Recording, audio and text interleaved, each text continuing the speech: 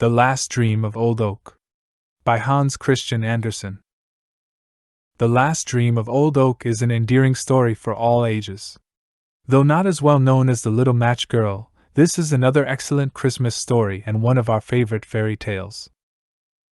In the forest, high up on the steep shore, and not far from the open seacoast, stood a very old oak tree. It was just 365 years old, but that long time was to the tree as the same number of days might be to us. We wake by day and sleep by night, and then we have our dreams. It is different with the tree. It is obliged to keep awake through 3 seasons of the year, and does not get any sleep till winter comes. Winter is its time for rest, its night after the long day of spring, summer, and autumn.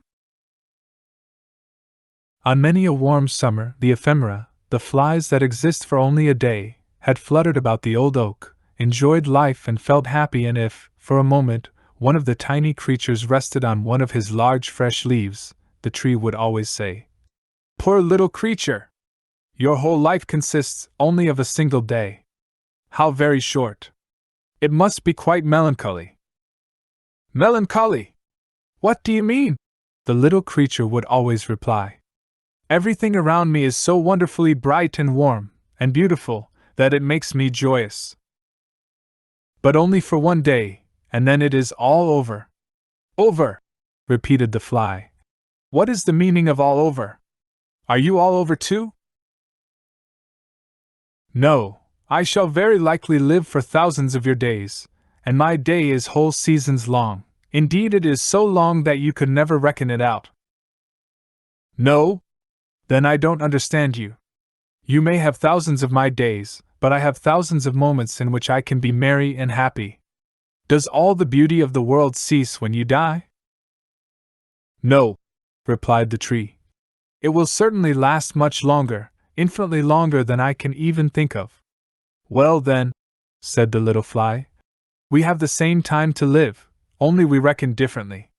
And the little creature danced and floated in the air, rejoicing in her delicate wings of gauze and velvet, rejoicing in the balmy breezes, laden with the fragrance of clover fields and wild roses, elder blossoms and honeysuckle, from the garden hedges, wild thyme, primroses, and mint, and the scent of all these was so strong that the perfume almost intoxicated the little fly. The long and beautiful day had been so full of joy and sweet delights, that when the sun sank low it felt tired of all its happiness and enjoyment. Its wings could sustain it no longer, and gently and slowly it glided down upon the soft waving blades of grass, nodded its little head as well as it could nod, and slept peacefully and sweetly. The fly was dead. "Poor little ephemera!"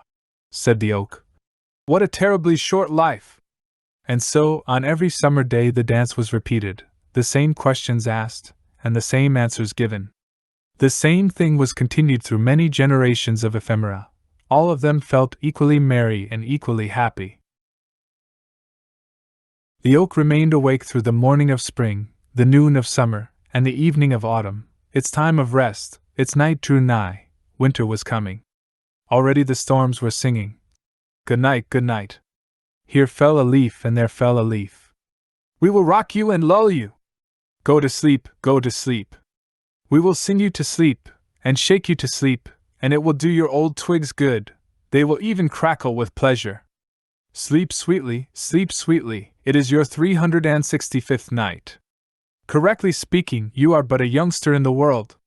Sleep sweetly, the clouds will drop snow upon you, which will be quite a coverlid, warm and sheltering to your feet.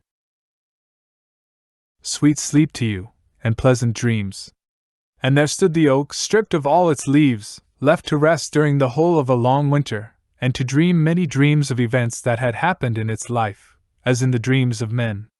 The great tree had once been small; indeed, in its cradle it had been an acorn. According to human computation, it was now in the 4th century of its existence. It was the largest and best tree in the forest. Its summit towered above all the other trees, and could be seen far out at sea, so that it served as a landmark to the sailors. It had no idea how many eyes looked eagerly for it. In its topmost branches the wood pigeon built her nest, and the cuckoo carried out his usual vocal performances, and his well-known notes echoed amid the boughs. And in autumn, when the leaves looked like beaten copper plates, the birds of passage would come and rest upon the branches before taking their flight across the sea. But now it was winter, the tree stood leafless, so that every one could see how crooked and bent were the branches that sprang forth from the trunk. Crows and rooks came by turns and sat on them, and talked of the hard times which were beginning, and how difficult it was in winter to obtain food. It was just about Holy Christmas time that the tree dreamed a dream. The tree had, doubtless, a kind of feeling that the festive time had arrived, and in his dream fancied he heard the bells ringing from all the churches round, and yet it seemed to him to be a beautiful summer's day, mild and warm. His mighty summits was crowned with spreading fresh green foliage. The sunbeams played among the leaves and branches, and the air was full of fragrance from herb and blossom. Painted butterflies chased each other. The summer flies danced around him, as if the world had been created merely for them to dance and be merry in. All that had happened to the tree during every year of his life seemed to pass before him, as in a festive procession. He saw the knights of olden times and noble ladies ride by through the wood on their gallant steeds, with plumes waving in their hats, and falcons on their wrists. The hunting horn sounded, and the dogs barked. He saw hostile warriors, in colored dresses and glittering armor, with spear and halberd, pitching their tents, and anon striking them. The watch fires again blazed, and men sang and slept under the hospitable shelter of the tree. He saw lovers meet in quiet happiness near him in the moonshine, and carve the initials of their names in the grayish-green bark on his trunk. Once, but long years had intervened since then, guitars and Aeolian harps had been hung on his boughs by merry travelers. Now they seemed to hang there again, and he could hear their marvelous tones. The wood pigeons cooed as if to explain the feelings of the tree, and the cuckoo called out to tell him how many summer days he had yet to live. Then it seemed as if new life was thrilling through every fiber of root and stem and leaf, rising even to the highest branches. The tree felt itself stretching and spreading out, while through the root beneath the earth ran the warm vigor of life. As he grew higher and still higher, with increased strength, his topmost boughs became broader and fuller, and in proportion to his growth, so was his self-satisfaction increased, and with it arose a joyous longing to grow higher and higher, to reach even to the warm, bright sun itself. Already had his topmost branches pierced the clouds, which floated beneath them like troops of birds of passage, or large white swans. Every leaf seemed gifted with sight, as if it possessed eyes to see. The stars became visible in broad daylight, large and sparkling, like clear and gentle eyes. They recalled to the memory the well-known look in the eyes of a child, or in the eyes of lovers who had once met beneath the branches of the old oak. These were wonderful and happy moments for the old tree, full of peace and joy, and yet, amidst all this happiness, the tree felt a yearning, longing desire that all the other trees, bushes, herbs, and flowers beneath him might be able also to rise higher, as he had done, and to see all this splendor, and experience the same happiness. The grand, majestic oak could not be quite happy in the midst of his enjoyment, while all the rest, both great and small, were not with him. And this feeling of yearning trembled through every branch, through every leaf, as warmly and fervently as if they had been the fibers of a human heart. The summit of the tree waved to and fro, and bent downwards as if in his silent longing he sought for something. Then there came to him the fragrance of thyme, followed by the more powerful scent of honeysuckle and violets, and he fancied he heard the note of the cuckoo. At length his longing was satisfied. Up through the clouds came the green summits of the forest trees, and beneath him, the oaks saw them rising, and growing higher and higher. Bush and herb shot upward, and some even tore themselves up by the roots to rise more quickly. The birch tree was the quickest of all. Like a lightning flash the slender stem shot upwards in a zigzag line, the branches spreading around it like green gauze and banners. Every native of the wood, even to the brown and feathery rushes, grew with the rest, while the birds ascended with the melody of song. On a blade of grass, that fluttered in the air like a long, green ribbon, sat a grasshopper, cleaning his wings with his legs. May beetles hummed, the bees murmured, the birds sang, each in his own way. The air was filled with the sounds of song and gladness. "But where is the little blue flower that grows by the water?" asked the oak. "And the purple bellflower, and the daisy?" You see, the oak wanted to have them all with him. "Here we are here," sounded in voice and song. "But the beautiful time of last summer, where is that? And the lilies of the valley, which last year covered the earth with their bloom? And the wild apple tree with its lovely blossoms, and all the glory of the wood, which has flourished year after year? Even what may have but now sprouted forth could be with us here." We are here," sounded voices higher in the air, as if they had flown there beforehand. "Why, this is beautiful, too beautiful to be believed," said the oak in a joyful tone. "I have them all here, both great and small, not one has been forgotten. Can such happiness be imagined? It seemed almost impossible. In heaven with the eternal God, it can be imagined, and it is possible," sounded the reply through the air. And the old tree, as it still grew upwards and onwards, felt that his roots were loosening themselves from the earth. "It is right so, it is best," said the tree. "No fetters hold me now. I can fly up to the very highest point in light and glory. And all I love are with me, both small and great. All are here." Such was the dream of the old oak, and while he dreamed, a mighty storm came rushing over land and sea, at the holy Christmas time. The sea rolled in great billows towards the shore. There was a cracking and crushing heard in the tree.